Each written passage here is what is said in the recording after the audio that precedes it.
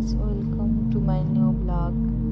हामी चाहिँ आज एनिभर्सरीको ब्लग लिएर आएका छौँ। हाम्रो यात्रा रहेको थियो पर्वत कालीगण्डकी कोरिडोरमा रहेको हार्नेस एडभेन्चर जिपलाइन रिसोर्ट। हामी चाहिँ यहाँ स्कुटरमा गएका थियौँ। हेर्न सक्नुहुन्छ पानी आएर पुरा बिजोक हामी ड्रेस फेर्ने बिचमा रमाइलो गर्दै गर्दै लाग्यौँ गन्तव्यतर्फ। त्यहाँ चाहिँ पानीको भरोसा थिएन, केही पनि छिनमै आउने छिनमै रोकिने गरिरहेको थियो। त्यही बेला फेरि हाम्रो चाहिँ स्कुटरमा हावा गयो, त्यसको रिपेयर गरेर हामी छिट्टै अगाडि बढ्यौँ।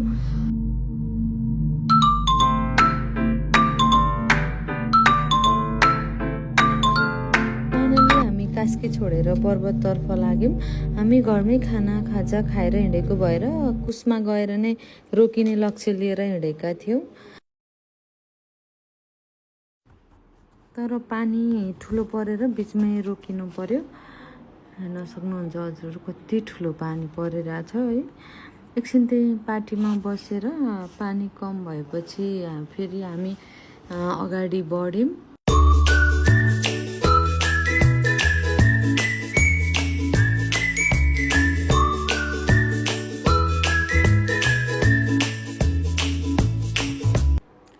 कुसमा पुगेपछि हामी एकछिन रेस्ट गर्न होटेलमा छिर्यौँ। आफूले बन्जी गर्न नसके पनि अरूले बन्जी गरेको हेरेर आनन्द लियौँ। त्यतिकैमा हाम्रो खाजा आयो अनि हामीले खाजा इन्जोय गऱ्यौँ। एकदम मिठो थियो खाजा चाहिँ। खाजापछि लगत्तै रिसोर्टको गाडी हामीलाई रिसिभ गर्न आउनुभयो।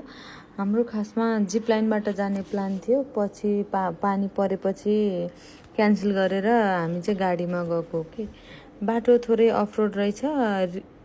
रिसिभ गर्न आएपछि त्यसमा हामीलाई खासै समस्या चाहिँ भएन। फाइनल्ली हामी रिसोर्ट पुग्यौँ। सफा राम्रो इन्भाइरोमेन्ट थियो। हामी चाहिँ त्यहाँ पुग्ने बित्तिकै हामीलाई चाहिँ वेलकम ड्रिङ्क्स दिनुभयो। त्यसपछि हामीलाई हाम्रो भिल्लामा लगेर जानुभयो, जुन चाहिँ हामीले पहिले नै बुक गरेका थियौँ।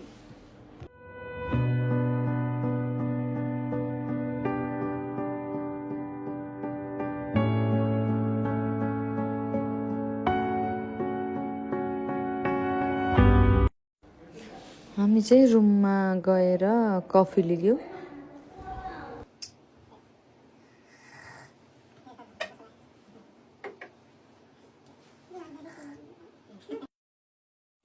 कफी पछि हामीले फोटोज भिडियोज सुट गऱ्यौँ।